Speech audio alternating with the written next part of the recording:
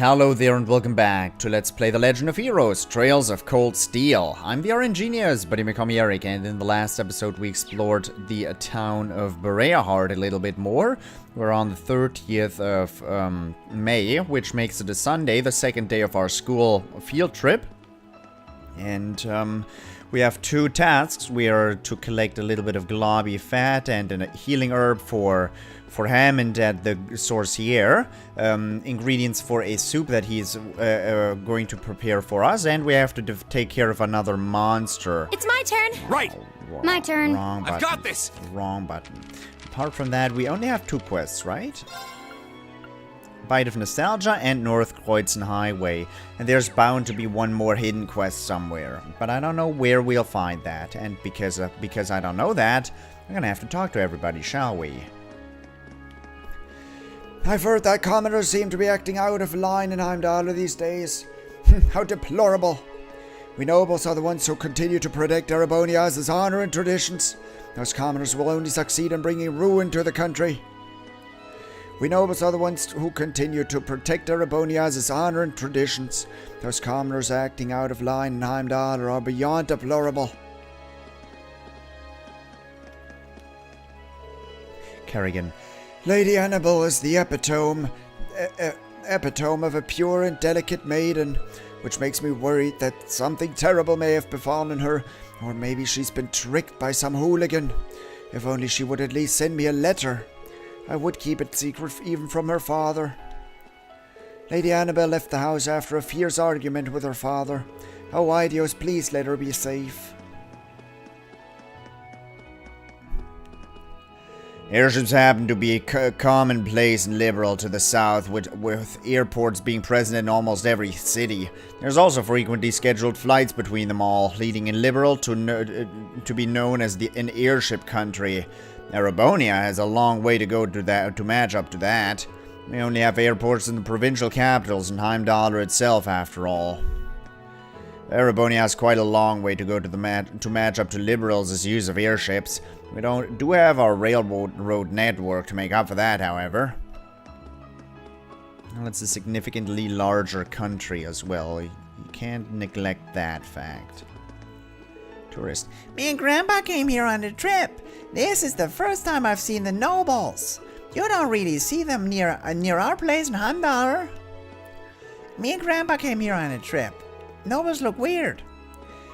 We need to be extra careful while here. The last thing I want is for either of us to upset the nobles. You're still going at it, huh? I happened to purchase a sapphire tiara the other day, and of course it was indeed Bareahard's very own sapphire. I had it procured in one of the stores on Artisan Street, even.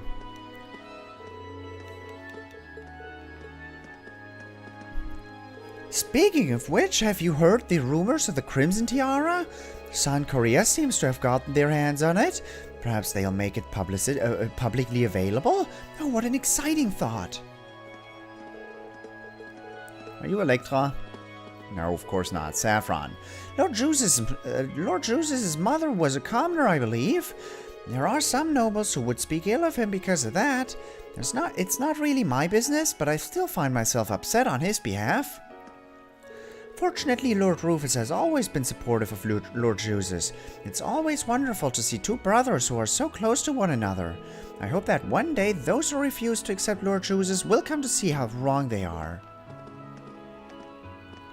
My lady, might I request that you make today's conversation short? We do have a luncheon to prepare for. Luncheon? Lunch aeon? Do you eat for that much that you can call that an aeon? I don't know.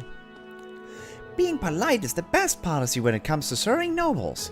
They'll be much more favorable toward you if you focus on being polite, as polite as possible, rather than showing them goods.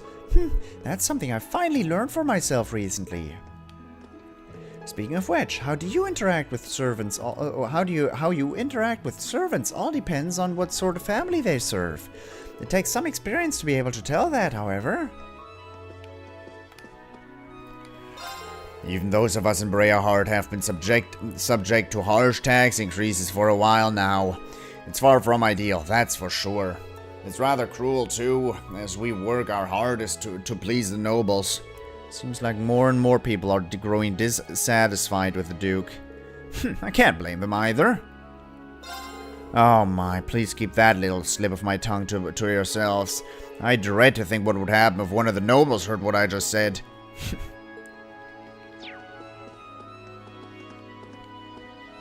Hey, I plan on cleaning our mansion from top to bottom. I've even received permission to do so, too. Master was very keen on the idea when I mentioned that the mansion next door is far cleaner than ours. Nobles are always very concerned about appearances. They're always willing to listen should you bring up the mansion next door.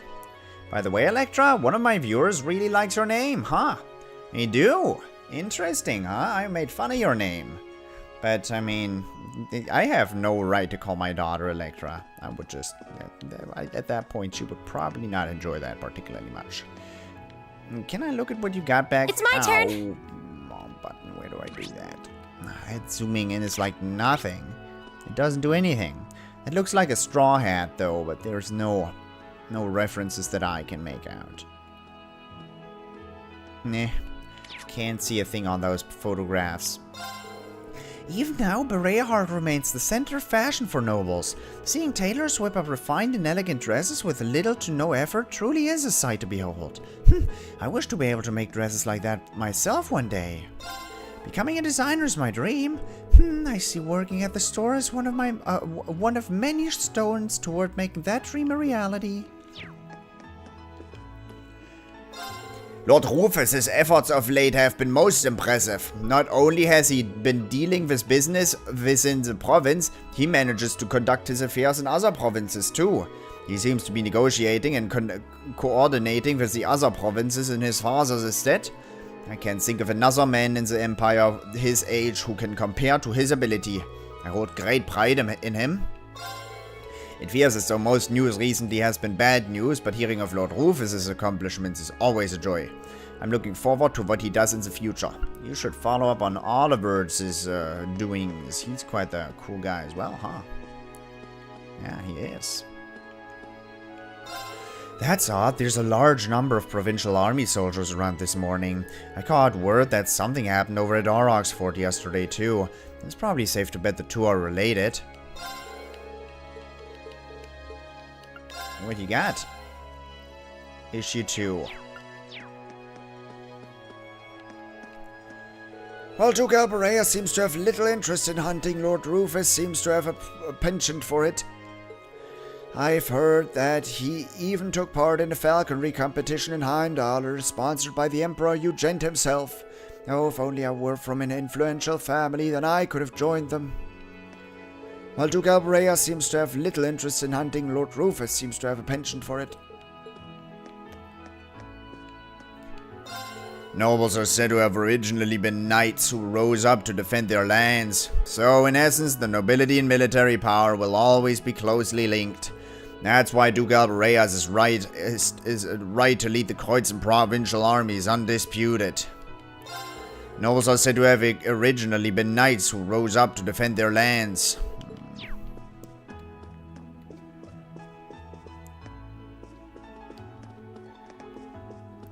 Alright, anything else? I'm gonna check out the catacombs again, or try to see if the door is still locked.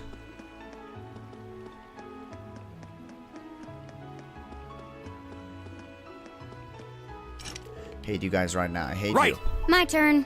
I've got this. Actually, let's walk Leave around it to with me. Machias. He's our best shooter after all.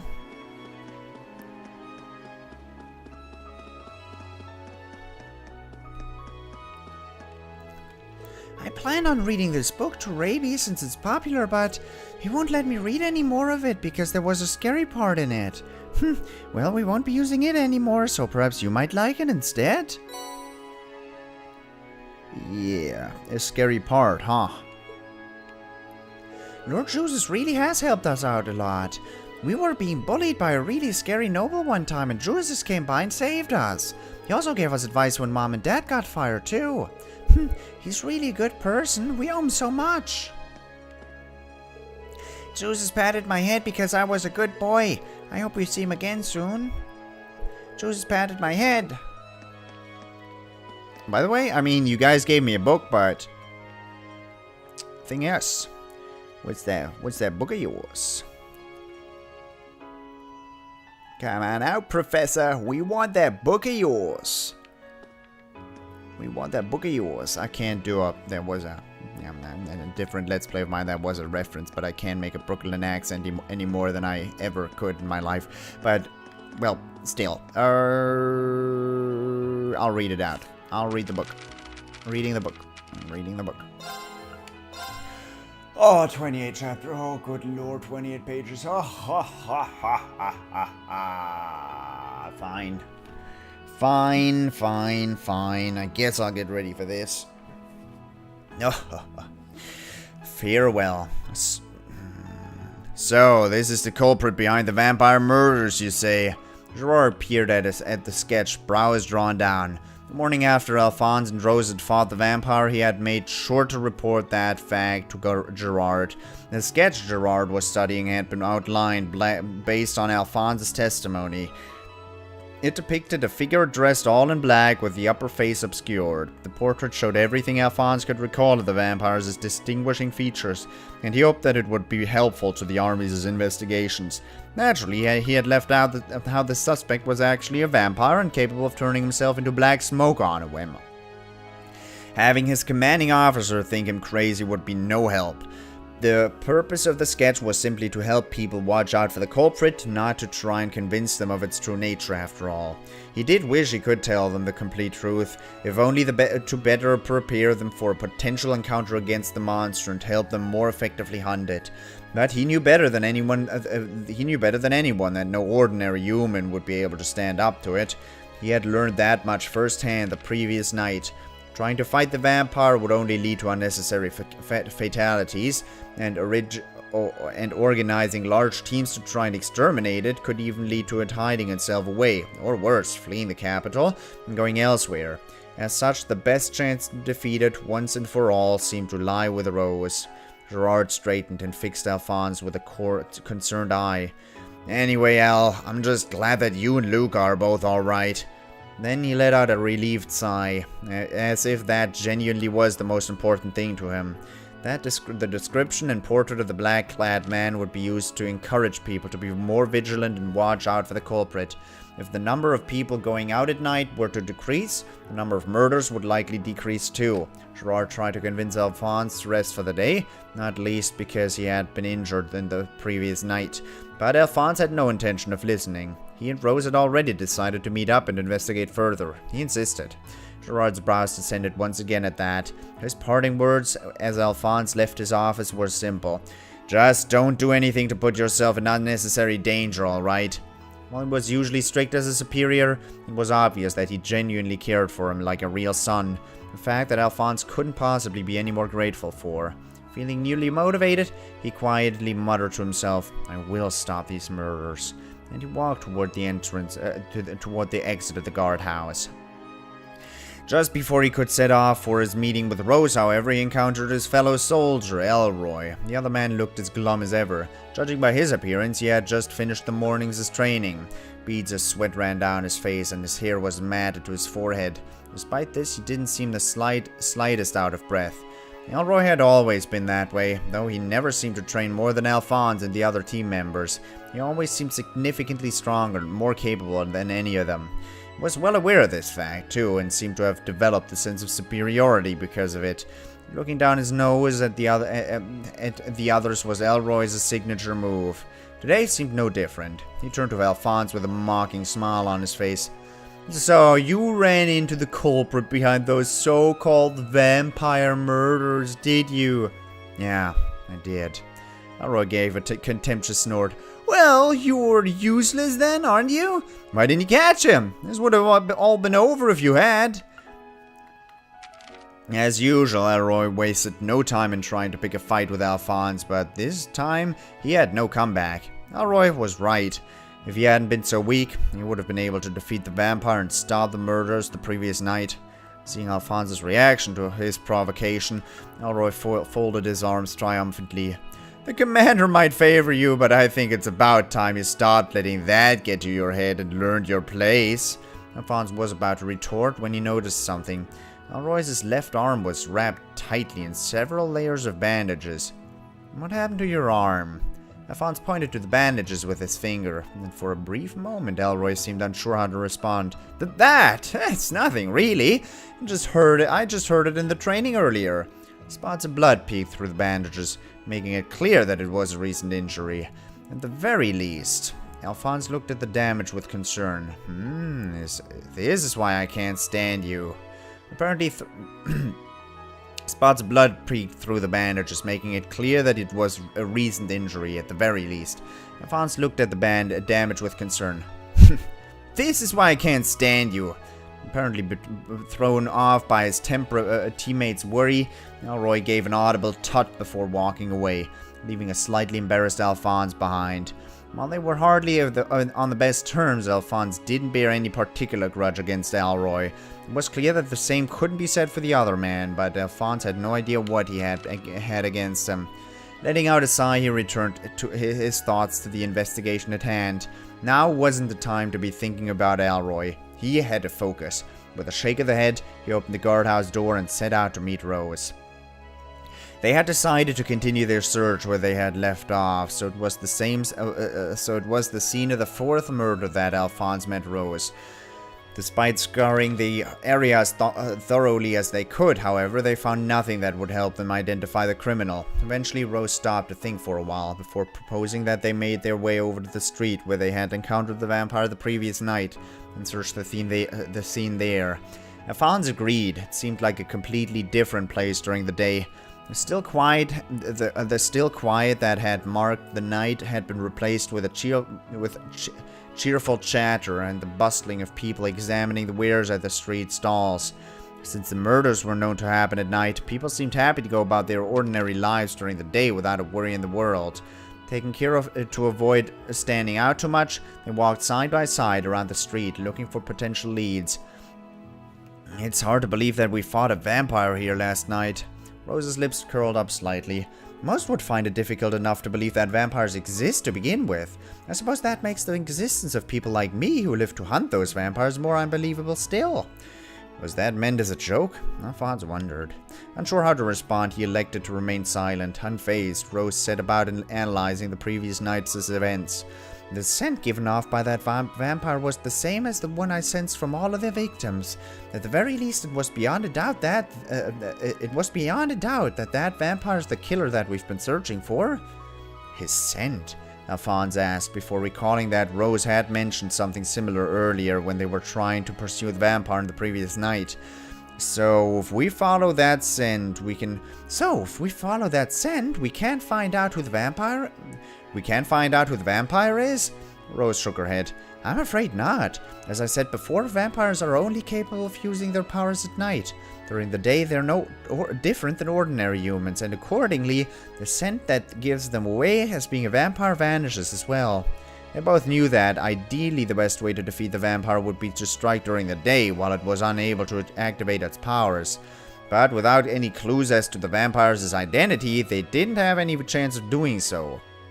Realizing anew just how difficult the work of a vampire hunter must be, Alphonse admired Rose all the more for being able to cope with it. Nonetheless, we made contact with the vampire yesterday, and I believe that's a big step forward for this investigation. After all, the more fierce the battle, the greater the chance that one of the participants may leave behind some incriminating evidence. There's always the possibility that she may have seen something too. Alphonse assumed that she was referring to Luca. He made the reply, but Rose was no longer alongside him. Turning around, he realized that she had stopped in her tracks, some distance behind. Her face was expressionless as ever, but her eyes were cast downwards, almost as if she was regretting something. What's wrong? It's nothing, she said briskly and moved on. We should continue our search. They set about combing the streets for any remnants of their battle. At one point, Rose suggested that they split up to cover a wider area, but even after doing so and reconvening to discuss their findings, or lack thereof, they found themselves no closer to pinpointing the vampires' true identity than they were the previous day. The hour had grown late and the sun was beginning its slow descent in the sky. The warm glow of its fading rays deepened the red hue of the bricks even as the shadows cast by their sturdy walls lengthened. Alphonse ground his teeth in frustration. All this searching and not a single result. Damn it! Rose had said that the vampires' powers had been increasing over time. The previous night's battle had shown that she was capable of competing with it for now, and it was that fact that allowed them to save Luca. But there was no guarantee that would always be the case if it continued to claim more victims and grow stronger. Seeing Alphonse's vexation over their lack of progress, Rose spoke. Nothing will come from being too hasty. We each have our tasks. All we need to do is complete them. He nodded, knowing full well that she was right, but it was hard to not feel bitter about their lack of headway all the same. As he needed to go and report the results of the day's investigation to Gerard, they agreed to part ways for the time being. Alphonse proposed that they meet again at the tavern, like they had the previous night, but Rose refused his offer. I'm afraid I have business I must attend to with the church. Oh, okay. I was really hoping we'd be able to patrol and keep an eye out for the vampire again, though, since you're the only one who can sense its presence. Considering what had happened the previous night, and the increasing occurrence of the murders, remaining vigilant for the vampire was of the utmost priority. Or at least, that was Alphonse's thought on the matter. Rose didn't react to the disappointment in his trailing words. Instead, she merely replied that she'd watch out for it alone before excusing herself with a solemn farewell. There was a pause in which it seemed as if she wanted to say something else, but then she curtsied.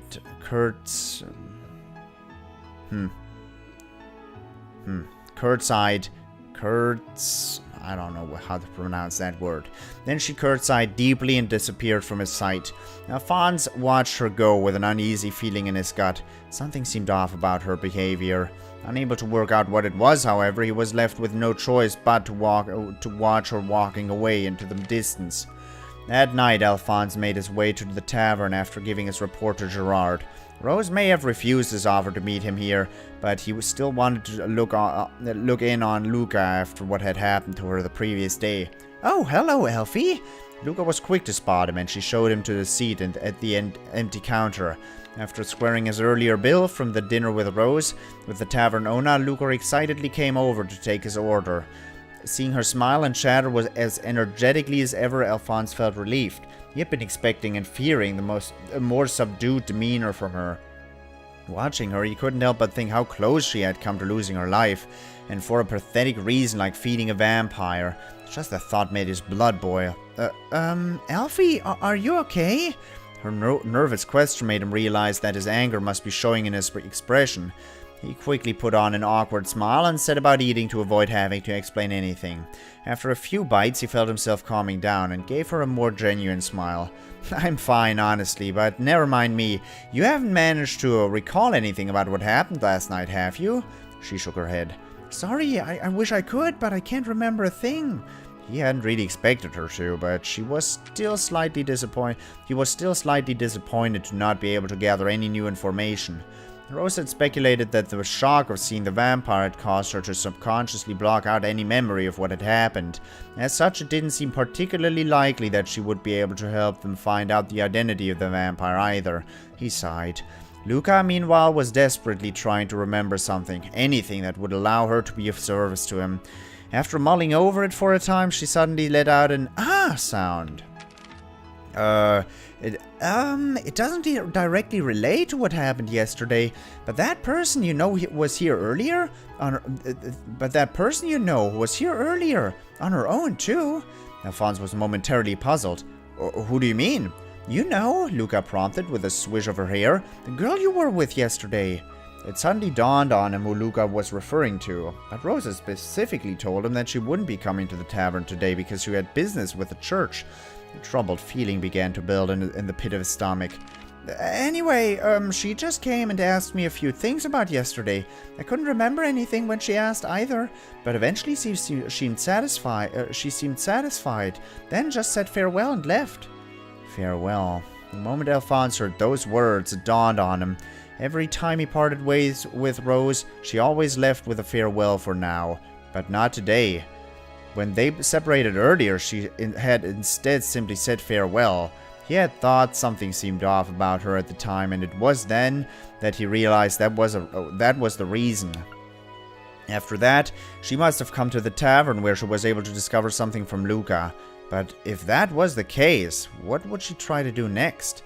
Alphonse fairly jumped out of his seat, half of the food still left on his plate, and dumped enough Mira to pay for the meal hurriedly onto the table. Al! Luca goggled at him. Just keep the change. It was his second feeling of great foreboding in 2 days, and the first had been downright deadly. He rushed out of the tavern as fast as his legs would carry him onto the streets of Heimdall. The sun had long since set, and the deeply shadowed streets welcomed him into their murky depths. Boy, that's actually pretty tough to read out after a bit. But in the next episode, we're going to take care of this Kreuzen Highway Province monster, and we're going to gobble up some gobbly fat. Not actually gobble it up, but still we're going to acquire some. But for the moment, I hope you enjoyed it, and I hope I'll see you in the next episode as well. Thank you very much for watching, and until next time, bye-bye.